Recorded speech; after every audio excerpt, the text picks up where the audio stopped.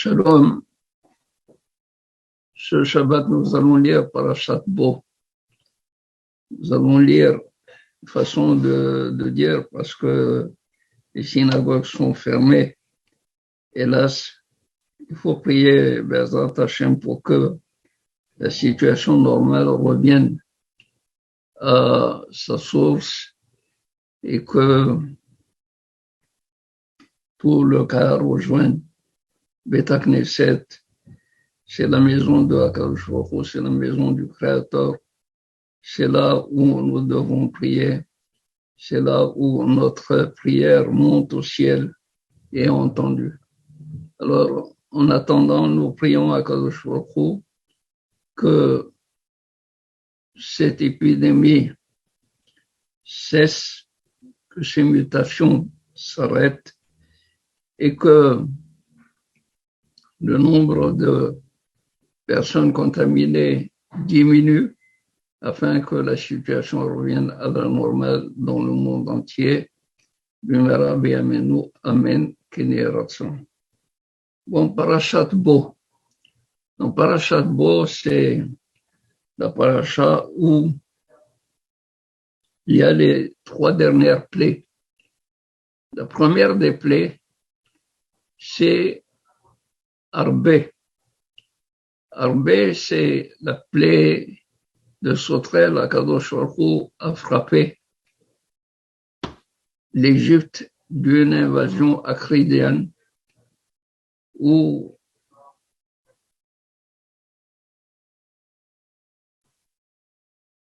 tout ce qui a été poussé, tout ce qui a été laissé sur terre après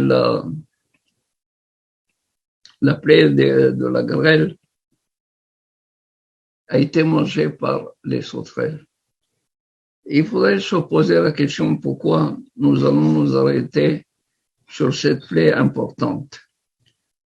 Cette plaie, il est dit, les ma'ante saper be'orne bincha bincha et asher itallalti b'Mitzrayim ve'et otota asher samti bam, afin que tu racontes à ton fils, ton petit-fils, tout ce que j'ai fait supporter aux Égyptiens, et également le traitement, pas seulement le traitement que j'ai fait supporter par les Égyptiens, mais au total, Asher Samti Bam, mes prodiges que j'ai mis en eux. Et ça veut dire en eux.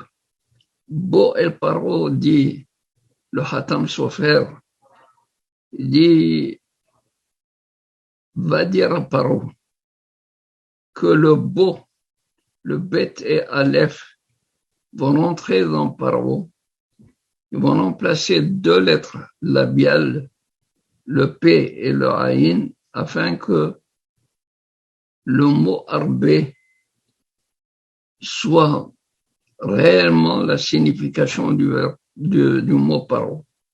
Que Paro lui-même, c'est lui qui a frappé, c'est lui qui a tiré, c'est lui qui a provoqué à ce que toutes ces plaies, tous ces prodiges frappent l'Égypte.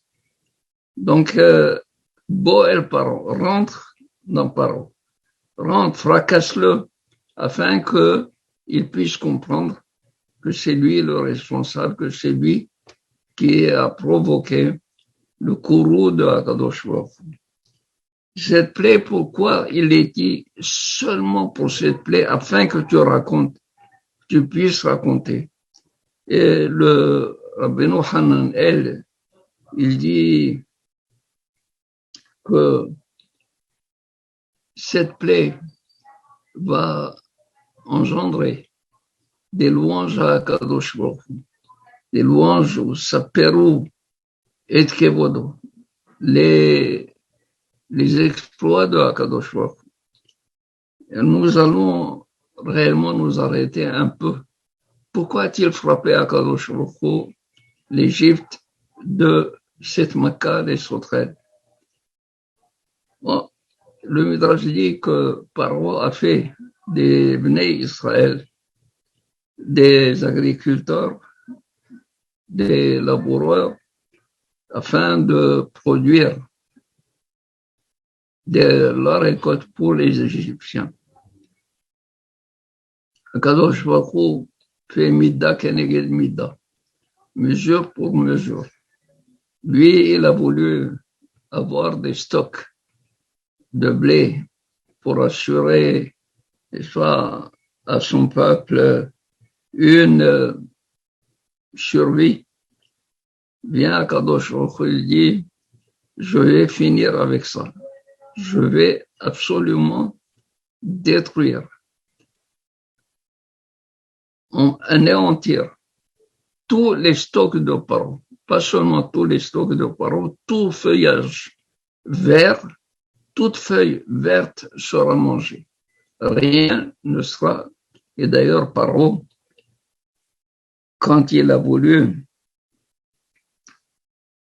demander à Moshe de le soulager de cette plaie, il dit cette mort, il a ressenti la mort. Alors, cette plaie est une plaie qui a été générale. Généralement, Akadosh Baruch Hu faisait la différence entre les Égyptiens et les Bnei Israël. Les Bnei Israël n'ont pas souffert de toutes les plaies. Mais dans la plaie de sauterelle, ça a frappé tout le territoire égyptien, y compris Eretz Goshen. Et alors, on peut se poser la question, pourquoi Akadosh Baruch Hu a-t-il frappé aussi les Bnei Israël? Pourquoi a-t-il frappé les Bnei Israël? Alors, on a dit des premières réponses, c'est que Paro toujours, il s'assurait que, par exemple, le troupeau des Bnei Israël n'a pas été touché. Alors, qu'est-ce qu'il faisait? Bon, le troupeau des Bnei Israël n'a pas été touché, c'est très bien, j'ai de la réserve, je peux confisquer tout cela. Bah, Kadosh Baruch Hu, il a dit, si les Égyptiens vont compter également sur la récolte des Bnei Israël de Eretz Goshen, alors ils vont pas ressentir tout le mal. Tout le mal. Finalement, Akadosh Baruch Hu a frappé aussi Eretz Goshen de manière à ce que les sauterelles mangent et qu'ils ne laissent absolument rien pour les Égyptiens. Ça, c'est une première réponse. Une deuxième réponse. Comme les sauterelles mangent, et quand il n'y a rien à manger, les gens mangent les sauterelles elles-mêmes. Mangent les sauterelles parce qu'elles se sont, si vous voulez, sont remplies de la récolte. Alors, en mangeant les sauterelles, c'est comme s'ils mangeaient également de la récolte, le froment qu'ils ont mangé. Eh bien, les Bnei Israël, Akadosh Baruch Hu, il leur a envoyé juste des sauterelles qui étaient cachères à manger.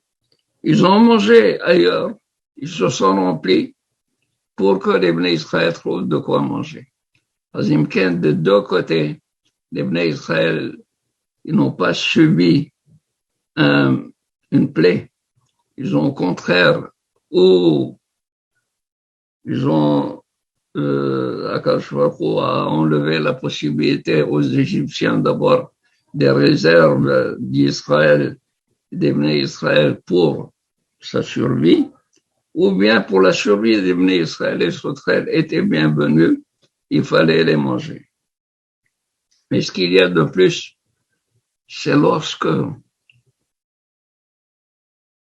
Moshe a été appelé de toute urgence et que Paro l'a supplié. Il lui a dit, Hatati l'Hashem velachem. j'ai fauté vis-à-vis de Akadosh Baruch Hu, vis-à-vis de vous. Qu'est-ce que ça veut dire vis-à-vis de vous?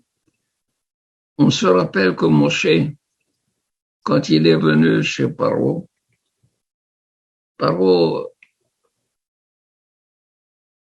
l'a chassé, lui a dit,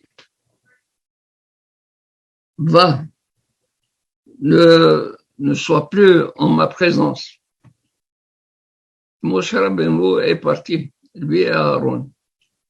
Quand il l'a rappelé, il a dit, je m'excuse, j'ai fauté vis-à-vis de vous parce que je vous ai renvoyé. Pourquoi les a-t-il renvoyés?